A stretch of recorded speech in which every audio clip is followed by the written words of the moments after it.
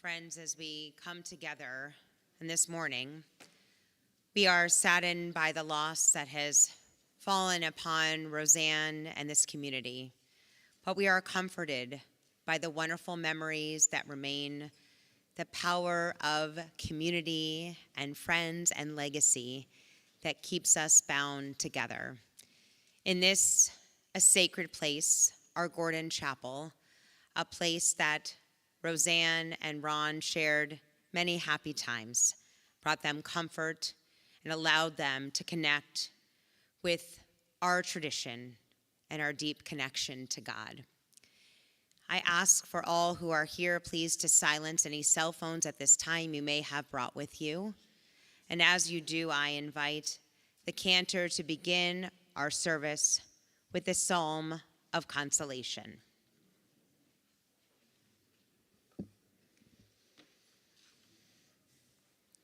O God,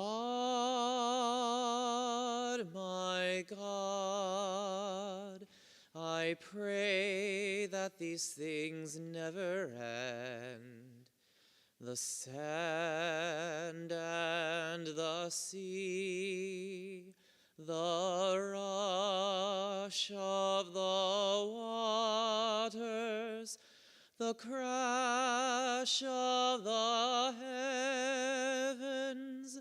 the prayer of the heart, the sand and the sea, the rush of the waters, the crash of the heavens, the prayer of the heart.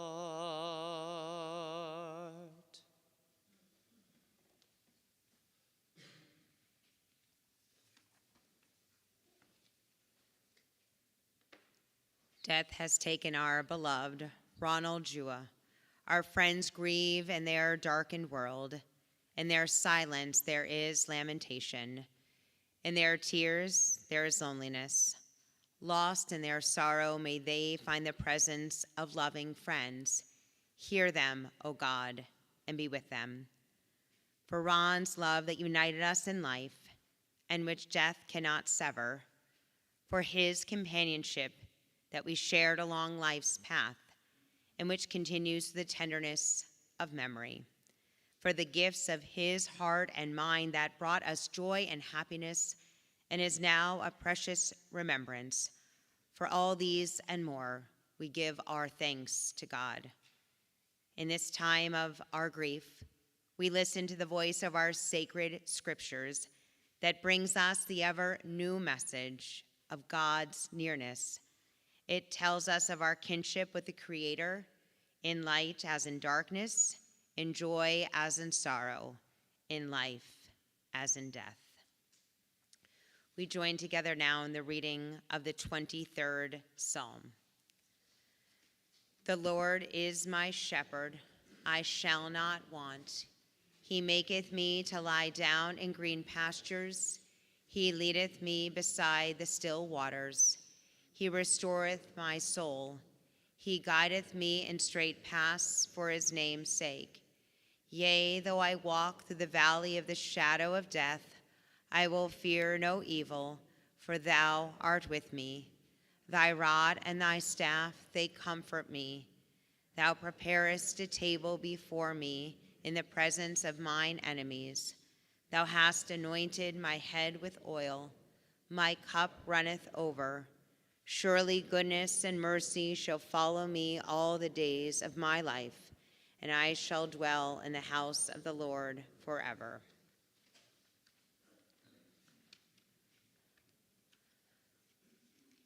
From Psalm 121, we are taught, I lift my eyes to the mountains. What is the source of my help?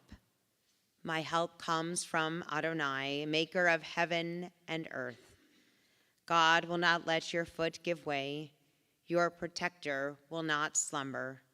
See, the protector of Israel neither slumbers nor sleeps.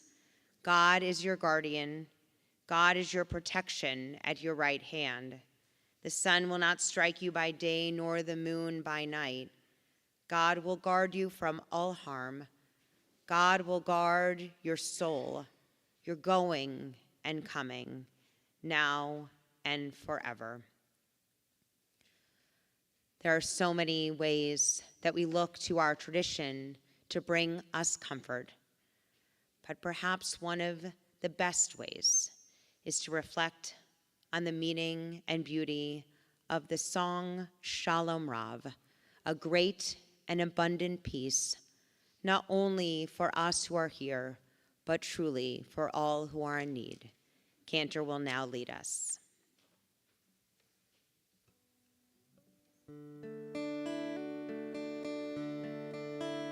Shalom Rav Israel Amcha Tasim Leolam. Shalom Rav Israel Amcha Tasim Leolam. Ki ata umelech Adon L'chol HaShalom.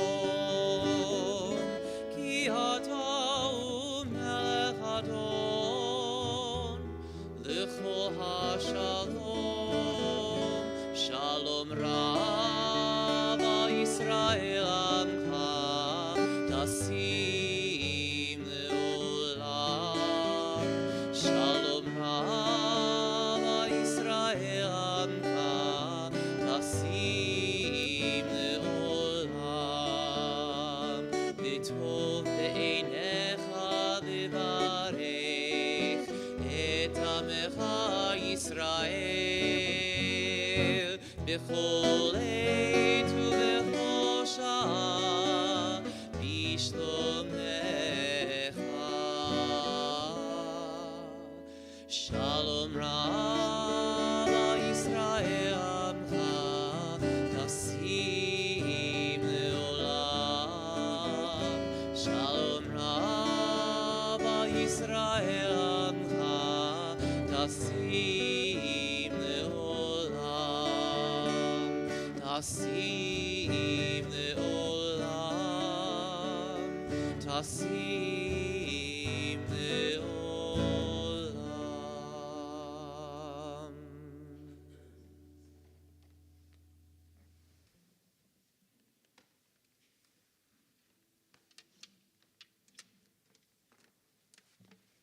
In his sorrow, Job cried out, Adonai natan v'Adonai lakach, Yehi Shem Adonai mevorach. God has given, God has taken away. Blessed be the name of God. An ancient people, we are well acquainted with grief and with the valley of shadows. Death and sorrow are not strangers to us. Yet the centuries have taught us that a good name endures beyond the grave, and that there is strength in faith. With Job we say, Adonai Natan, God, you have given. You gave us a loved one who will not be forgotten. For all that was good and enduring in Ron's life, we offer the deepest thanks of our hearts. Adonai Lakach, God, you have taken away. We pray for the strength to turn our broken hearts into an altar of trust, before which we acknowledge your sovereignty and love, as we now say, Yehi Shem Adonai Mivorach, blessed be the name of God now and forever. At this time, it's an honor to invite forward special people in Ron's life to share some meaningful prayers and personal words. So I'd first like to invite Tim Janitis forward.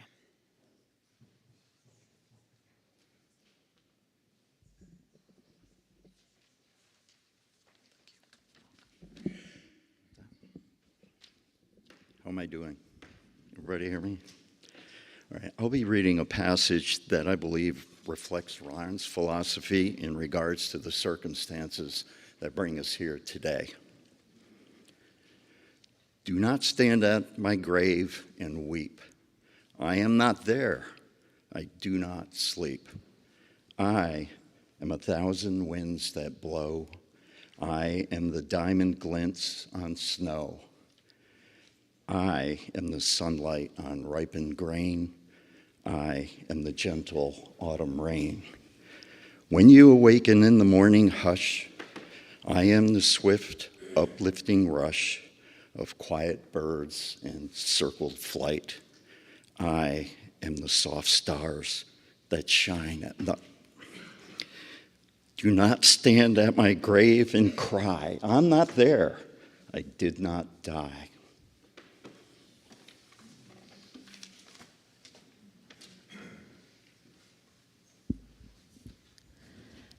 I'd like to invite Lisa Klein forward at this time.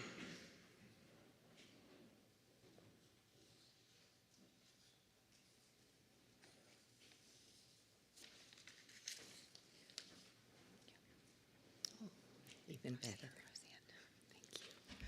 Thanks, Roseanne. Mourning is the price we pay for having the courage to love others. Even in grief, we know that the wonder of human life is too complex and too magnificent to be memorialized in endless pain. The gifts of spirit our loved ones gave us cannot be measured or weighed, nor can they be lost or even tarnished by time. Even in our darkest hours, we know that some of their light and their warmth will always be with us, bringing comfort and courage, and, in the fullness of time, healing and peace.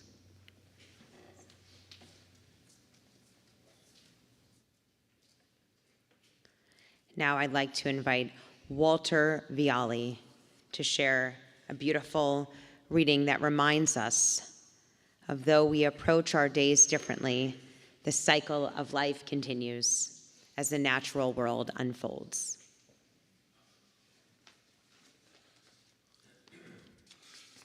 Okay, I'll take that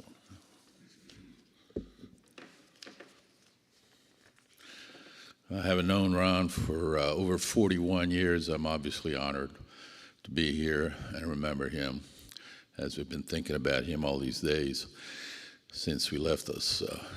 And this is a beautiful poem, and I definitely agreed to read this. I love the words in there. And it says, in the rising of the sun and it's going down, we remember them. From the moment I wake up till I fall asleep, all I do is remember them. In the blowing of the wind and in the chill of winter, we remember them. On the frigid days of winter and the moments I breathe the cold air, I warm myself with their embrace and remember them. In the opening of buds and in the rebirth of spring, we remember them.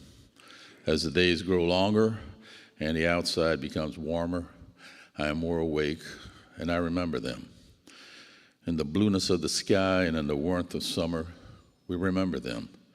When I look above and I see the image of the clouds, and when I'm comforted by the sun that shines down on me, I remember them. In the rustling of the leaves and in the beauty of the autumn, we remember them. From the time at which I feel the cool, crisp breeze and see the colors of the leaves, I remember them. In the beginning of the year and when it ends, we remember them. On the day I make resolutions for myself and on the day I reflect upon how I've grown, I remember them. When we are weary and in need of strength, we remember them. As I'm faced with the challenges that enter my life, I remember all that they taught me and remember them. When we are lost and sick at heart, we remember them. When I've gone astray and feel uncomfortable, I ask for help and we remember them. When we have joys we yearn to share, we remember them. From those times of celebration, love, and happiness, I remember them. So long as they live, we too shall live, for they are now part of us as we remember them. On every day and in every way, I know that they're with me and I remember them.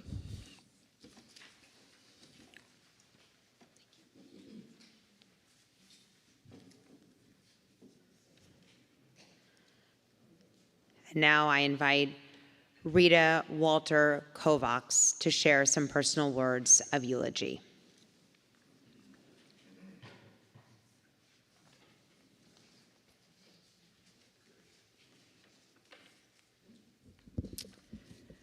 We are here today to honor Ronald John Juwa. Ron was a dear friend of mine for over 40 years. In many of those years, I did not reside in the same state, but the friendship endured, as it was a friendship based on mutual love, understanding, and many, many laughs over the years. In thinking of what to say today, these things came to mind. To know Ron was to love him for who he was. To know Ron was to laugh with him. To know Ron was to be frustrated with him and sometimes at him. To know Ron was to drink a glass of wine with him, or 2 or 3, well, you know how that goes.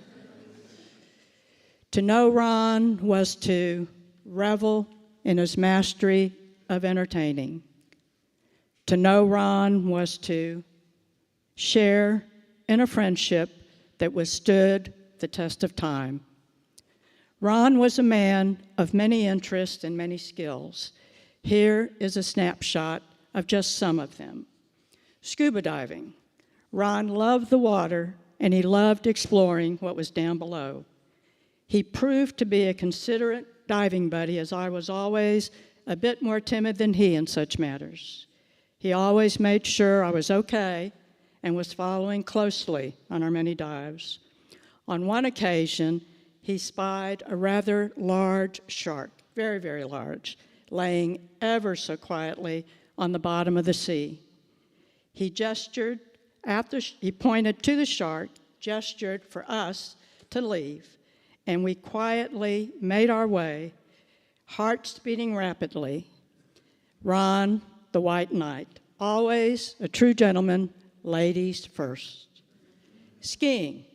Ron had a passion for skiing, which he indulged in every year. I remember one time we were skiing down a slope, and the next thing I knew, he had careened off into a gully with a bit of a culvert. As he lay there, befuddled, skis askew, laughing and laughing as he tried to clamber up on the trail. It was a sight to behold, as it took quite a few attempts. As mentioned before, we often laughed with him. Instances like this, and there were a few, did not deter his future skiing endeavors, as he slowly mastered the skiing form he knew he was capable of having. Culinary talents. Cooking was a passion of his and one he excelled at. To receive a dinner invitation was a gift, as you knew you would be wined and dined. He had many specialties like his vodka pasta, his homemade applesauce, and his homemade apple pie, beautifully presented as you might see in a food magazine. This man had a true talent and one that his many friends shared in many times. Golf. Golf. The bane of many a man and woman. This is a sport that Ron took up after retirement. Frustrating game that it often is. In the early days, we usually played once a week, both of us yearning for just one good shot. As many of you know, Ron could be quite stubborn, and on one particular outing, there was one hole which happened to be over water. He positioned himself, set his sights on the flag, he stroked the ball, and as you might guess, splash. One in the water. Again, same stance, splash. Two in the water. And then again and again and again. He could not be talked into giving up and walking around. He was a man of perseverance, or more accurately, stubbornness. He finally made the shot, quite the feat, but at the expense of at least a dozen new golf balls. Not many can say that, or rather would even want to say that. Sports. Ron was a true follower of Houston sports, be it the Astros, the Rockets, or the Texans. At Texan games, the tailgates he participated in with friends were legendary, with an elaborate array of adult beverages accompanied with foods around a particular theme. Meticulously planned.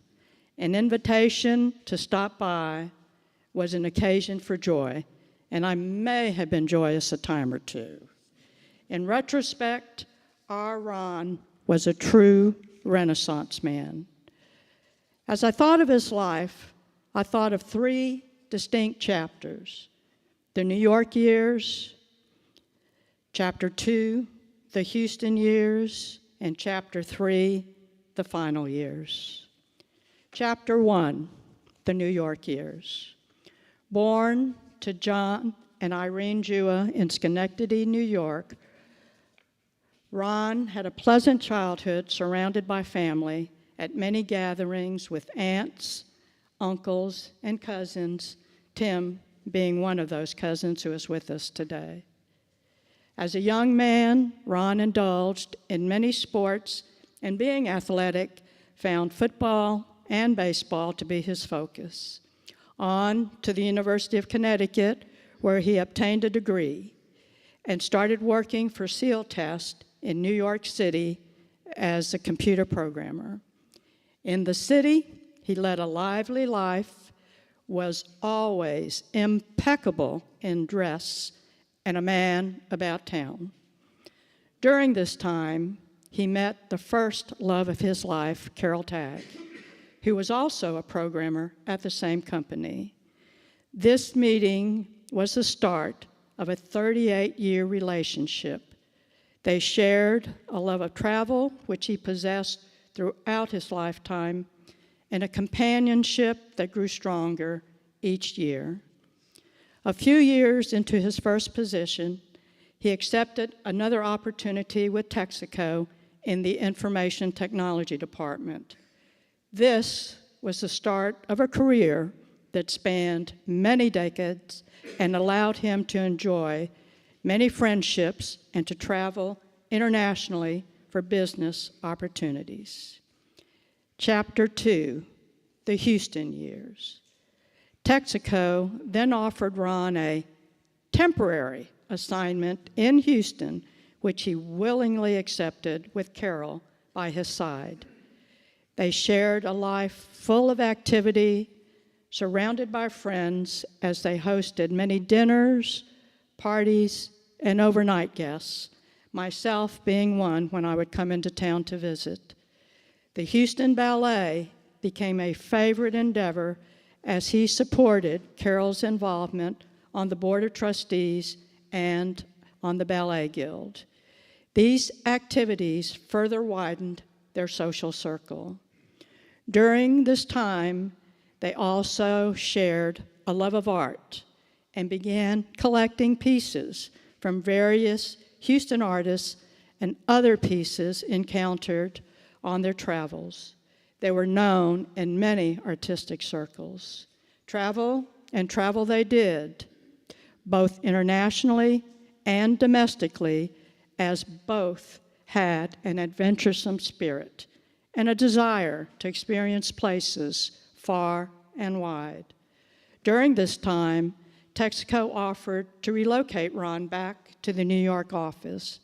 After some discussion with Carol, they decided that they wanted to make Houston their permanent home. They had grown fond of their many friendships and the many activities that Houston offered, and lucky for us. Then tragedy struck as Carol passed all too soon at the hands of cancer. Our friend Ron went into a tailspin that took several years to overcome. Chapter 3, the final years. As Ron slowly progressed during this time, he endured some ups and some downs. And as luck would have it, a question of, would you like to meet my friend, a woman who, etc., etc., and etc.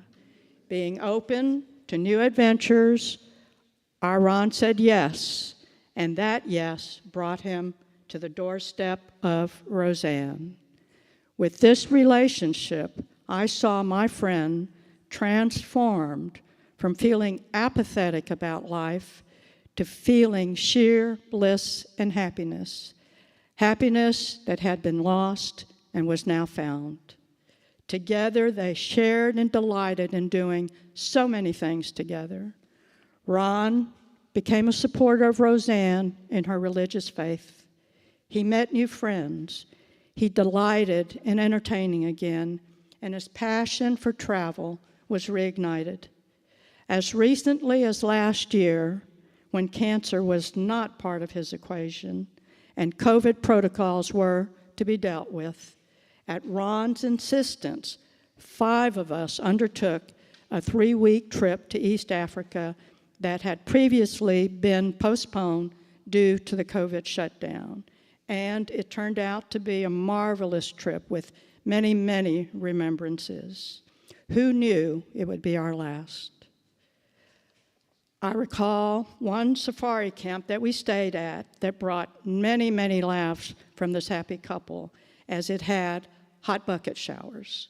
It was a regular shower enclosure, but you had to pull a lever, and warm water would be dispensed from the shower head. Buckets were used to fill a small holding tank outside each tent to be used with water conservation in mind. Well, Ron, basking in this hot shower, had used his allotment of hot water, and Roseanne's too.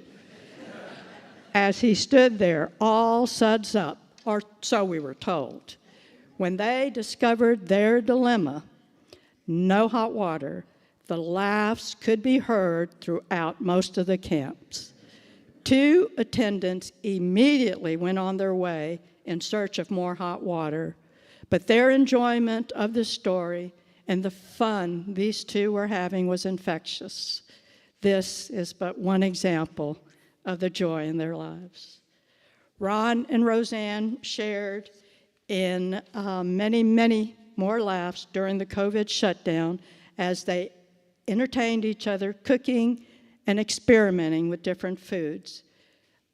Bacon being one of their challenges, and now that I think about it, perhaps it could have been kosher bacon.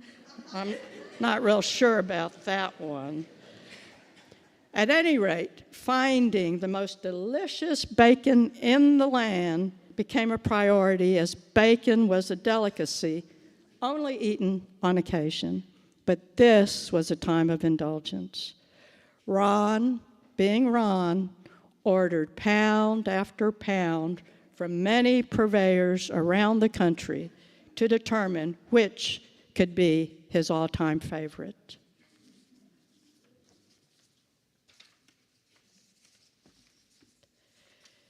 And I am sure you're probably wondering which was the winner. And the winner, I was told, was Newski's from Wisconsin, but in a strange twist of fate, can be bought at your local Central Market here in Houston. Who knew? Bottom line, Ron could be passionate about many things, big and small. Ron and Roseanne had many adventures, many trips, many dinners out with friends, many theater performances, many nights of entertaining friends, and many quiet evenings at home as they cherished and delighted in their life together. There was a mutual respect, devotion, and sheer happiness. And then disaster struck yet another time with a surprise diagnosis of cancer. It turned out to be a very aggressive cancer that knew no bounds. Appointment after appointment, scan after scan, hospital stay after hospital stay. Roseanne was by his side, encouraging him, keeping his spirits up even when she was down. She was a devoted wife, caregiver, and confidant during this time. And Roseanne, we share in your loss. We are here today to celebrate a life well lived, a life filled with many adventures, a life filled with many friends, a life filled with love lost and love found. As Ron would often be heard to say at the end of a pleasant evening, what a great time.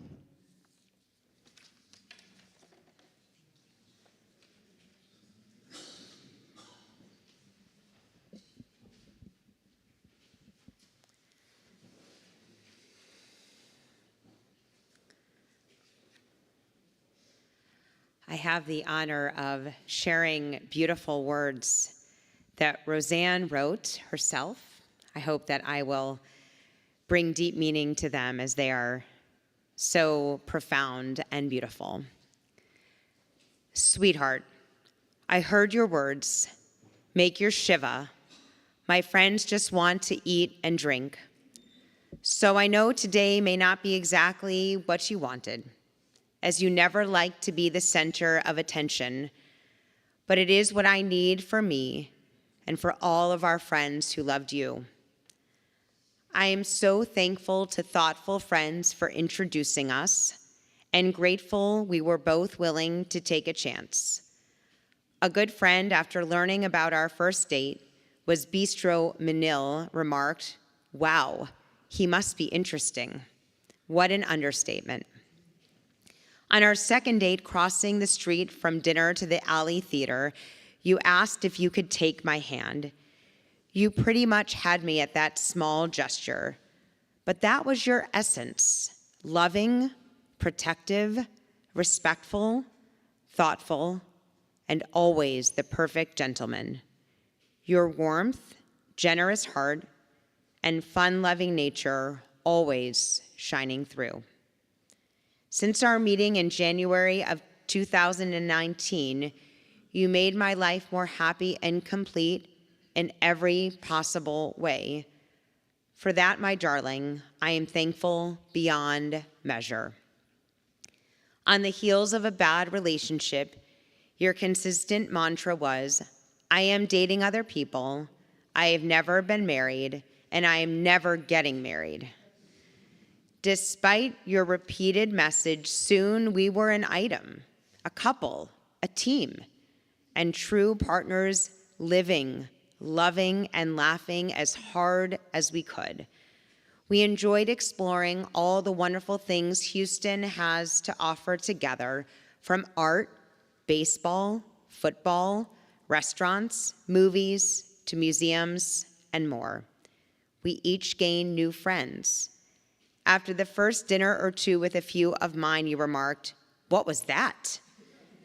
I admit, I should have warned you about the power of the Jewish girlfriend circle, knowing you would be vetted and in some cases maybe even interrogated.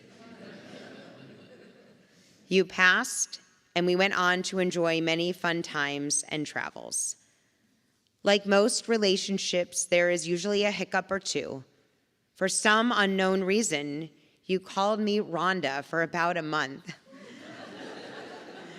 Soon I would become Babe, but I could not resist forever teasing that perhaps a generic Babe was just easier for you to remember.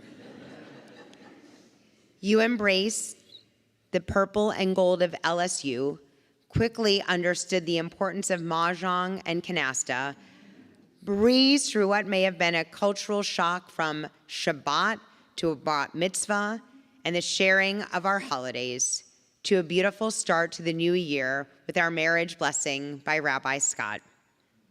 Your new favorite mantra became, "Is this my wife?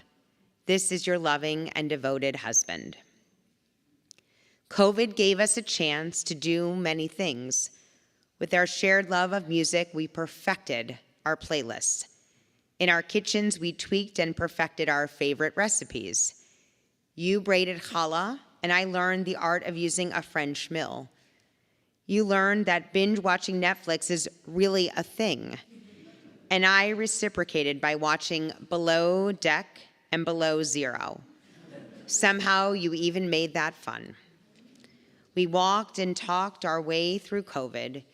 Your wicked humor and legendary videos entertained throughout. While no one makes me laugh quite like you, I think you sometimes enjoyed your own jokes more than anyone. With the break from COVID restrictions, we were off for a fabulous 3 weeks in Africa and looking forward to my 70th birthday celebration on our return. We are on top of the world, living, loving, and laughing. As you welcomed our guests, you said, arguably the most valuable thing we all have is time, as you thanked everyone for sharing theirs to celebrate me. Who could have imagined how precious our time would turn out to be? With your diagnosis, we push forward with hope in our hearts, finding the beauty of each day. Our friends rallied around us, so much food. You planned for the worst, I hoped for the best. Your journey was tough and things declined fast, which is so hard for all of us to process. All too quickly, you were gone. I know you did your best to prepare me for the inevitable. Nothing could prepare me for the unbearable and overwhelming loss I feel today. So I'll sign off as I did each night. I love you, sweetie, Babe. Beautiful and heartfelt words. And now, with all the memories we hold so dearly of our beloved Ron, we take time now for a moment of silent prayer and reflection.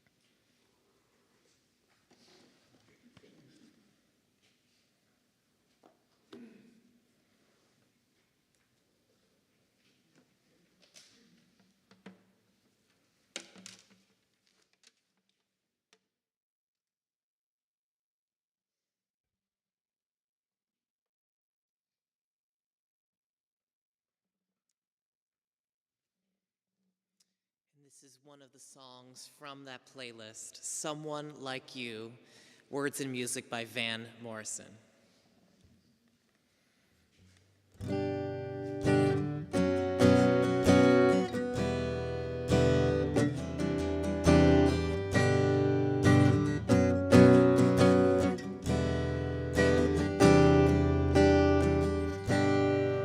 I've been searching a long time for someone exactly like you.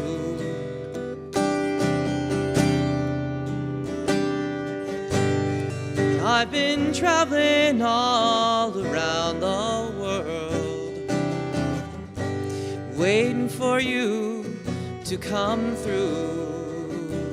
Someone like you, make it all worthwhile.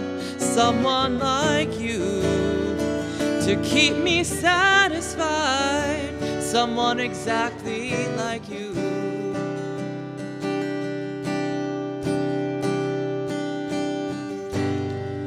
I've been traveling a hard road, baby, forking someone exactly like you. I've been carrying my heavy load, waiting for the light to come shining through.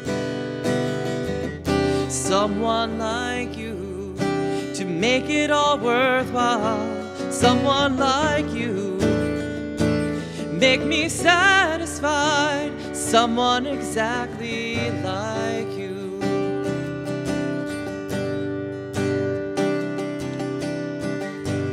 I've been doing some soul searching to find out where you're at. I've been up and down the highway in all kinds of foreign lands. Someone like you, to make it all worthwhile. Someone like you, to keep me satisfied. Someone exactly like you.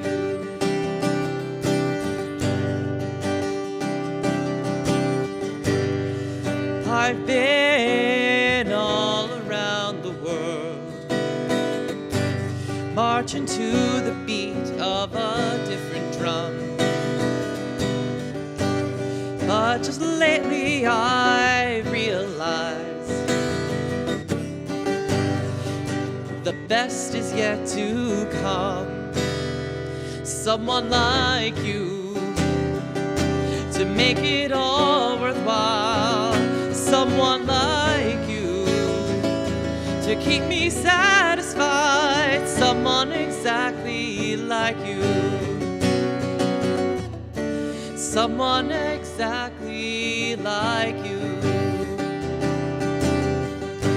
Someone exactly like you.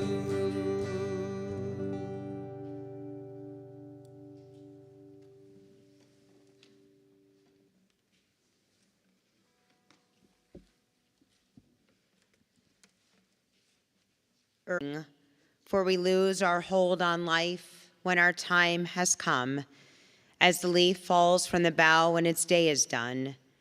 The deeds of the righteous enrich us all, as the fallen leaf enriches the soil beneath. The dust returns to the earth, the spirit lives on with God. Like the stars by day, our beloved dead are not seen by mortal eyes. They shine on forever, theirs is eternal peace. Let us be thankful for the companionship that continues in a love stronger than death. Sanctifying the name of God, we honor the memory of our beloved. In just a moment, we will rise as we conclude our memorial service by offering our prayer we call the Mourner's Kaddish. But it's not a prayer that speaks of death or salvation. It's rather an offering of praise to God for the gifts of life that remain, the stories, the memories, the legacy that will continue to inspire us as we are comforted by the wonderful times we shared. For all that was good and enduring in Ron's life, and in his honor and in his memory now, we rise together to recite these sacred words. Yit gadal v'yit kadash shemei rabbah, v'alman divrach hirte v'amlich malchute, v'chayachon v'yomechon uv'chaye dechol beit Yisrael, v'agala v'zman kariv yimru amen. Yehi shmei rabbah mevarach le'alam almei almaya. Yit barach, yit tabach, yit pa'ar, yit romam, yit naseh, yit hadar, yit haleh, yit halal, shemei kudasha, b'richu. Le'elah mikol birchata v'shirata, tush b'chata v'nechemata, damiran bi'ama v'yimru amen. Yehi shlama rabba min shamaya, v'chayim aleinu v'al kol Yisrael, v'yimru amen. Oseh shalom v'romav, hu ya'aseh shalom, aleinu ve'al kol Yisrael, v'yimru amen. May the source of peace send peace to all who mourn, and bring comfort to all of the bereaved among us, as together we say, amen. Part of our tradition, as Ron came to know very well, is that when we experience loss, we gather. We continue to reflect and remember, and of course, we eat a little bit. I don't think we have any bacon from Central Market, but nonetheless. And so as the cantor and I escort Roseanne into Wolf Tumim Hall for a meal of condolence, we ask you to please wait in your seats for just a moment. She looks forward to greeting and talking to each of you in just a minute. Thank you.